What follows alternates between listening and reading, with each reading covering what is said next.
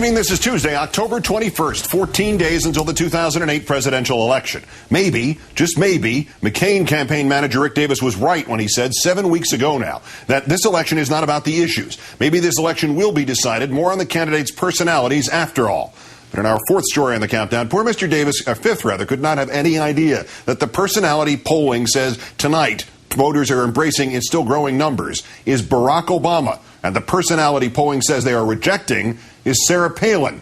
The voters appearing to reach a comfort level with and resolving any doubts about Senator Obama in the latest batch of numbers beginning with tonight's NBC News Wall Street Journal poll. The Democrat now leading by 10 points in that survey, 52-42, the first time he has been over 50. Earlier this month, the margin had been 6 points. McCain campaign manager Davis having said on September 2nd that this election would be about a composite view of what people take away from these candidates. Here now the composite view. Senator Obama seen as better suited on having the right temperament to be president, on being compassionate enough to understand average people, leaving a more favorable impression overall. Many more voters expressing doubts about Senator McCain's judgment in the latest national survey by the Pew Research Center, as well as running the far more negative campaign.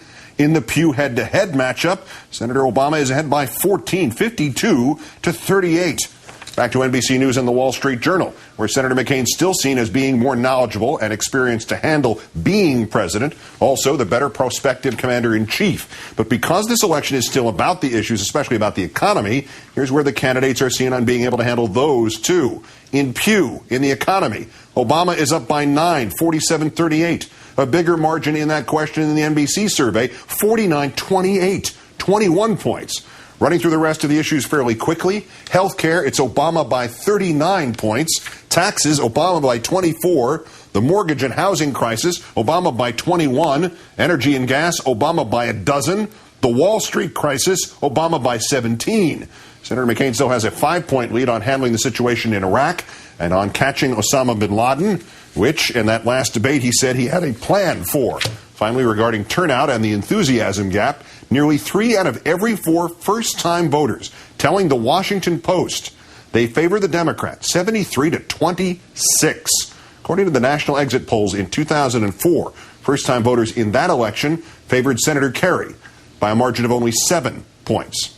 But more about that economy. On the campaign trail in Pennsylvania today, Senator McCain attempting to explain his Obama is a socialist tax argument in terms of pie. He believes in redistributing the wealth, not in policies that grow our economy and create jobs and opportunities for all Americans. Senator Obama is more interested in controlling who gets your piece of pie than he is in growing the pie.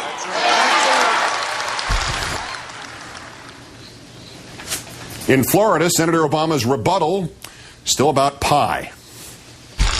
I heard Senator McCain say, I'm more concerned with who gets your piece of the pie than with growing the pie.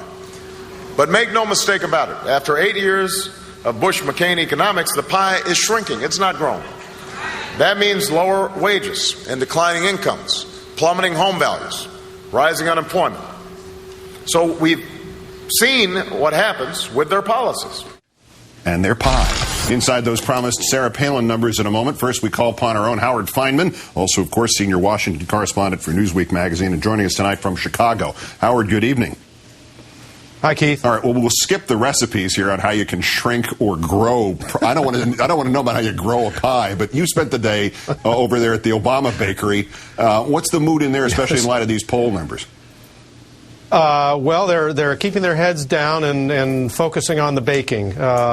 When I walked into there, and it's a vast place with a lot of people, most of them under, 35 or so, many of them in jeans, all of them looking intently at their computer screens. They want to pinch themselves. They can't quite believe that what they've been working on for so long and the strategies they pursued to really go wide, to go all across the country, to compete in many states, seems to be working. There was a sign at the entranceway that was scribbled by the first person in on the morning on the easel outside the entranceway, and it said, 2 short weeks, 2 little words, New Hampshire.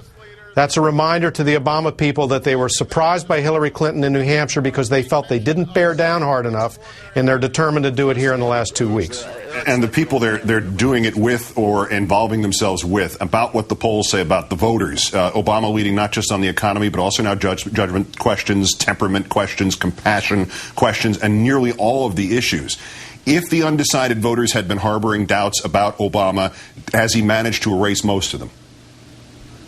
Well, I think he's managed to erase a lot of them because it's clear that voters, especially those undecided voters, want some kind of new politics. They don't like the partisan division in Washington. They don't like the old way of doing things.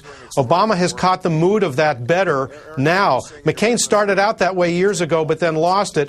Obama has not only kept calm, but said that he wants to reach out, that says that he wants to try to do politics differently in Washington, and that has translated in these debates to a message that these independent voters seem to like.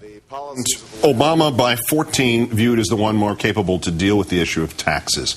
How much longer should we expect the McCain campaign to keep going on its Joe the Plumber, Obama is a socialist jag, or is this going to be jettisoned overnight? We're going to see something entirely new tomorrow. Well, it isn't working. I spoke with David Plouffe, the campaign manager, at length, and he said they'd tested the words about socialism. That doesn't seem to be working. Some younger people don't even know what that is anymore. And they feel they've built, and I think the polls show that they've built a pretty strong fortress around Obama, not as a tax raiser, but somebody who, for the most part, wants to cut taxes. And so the more McCain runs into that, it just bounces back on him and comes back as negative campaigning because people have a different view of Obama, as those polls are showing.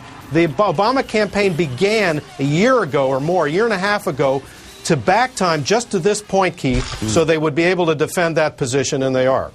There was a Washington Post report that the Obama campaign, so flush with money, $150 million last month, probably another $150 this month, might want to throw some of that money down ticket to the DNC to help the party build margins in Congress, particularly in the Senate, because obviously there has to be more to this than running up the vote in the electoral vote.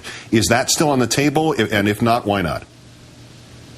Well, I asked David Plouffe about that, and he said, no, it's not on the table.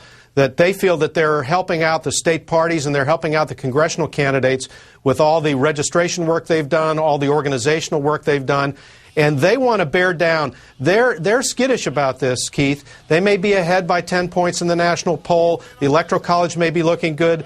Plouffe was telling me with an air of wonderment that they're considering making heavier plays in Georgia and South Carolina and even Arizona, states that they'd never considered. But they're going to spend their own money on their campaign, feeling that they've done enough for those other campaigns in other ways. They're not about to write some big check to Chuck Schumer over at the Senate committee. That's not going to happen. And on the other end of all this, is there a plan in the McCain campaign left? I mean, the New York Times Magazine Sunday seems to suggest that we're just at the tactic stunt stage still, and there's no vision, there's no even visualizing of how they get from here to 2 weeks to tonight victoriously. Well, to put it charitably, Keith, the problem that they had is McCain didn't really get to his core argument about government, if that was going to be his core argument, until about a week ago in that last debate. And it was too late at that point because Obama has spent the last year and a half building a positive ID for himself that it's very difficult for McCain to assault at this point. Howard Fineman of MSNBC and Newsweek in Chicago for us this evening. Thank you, Howard.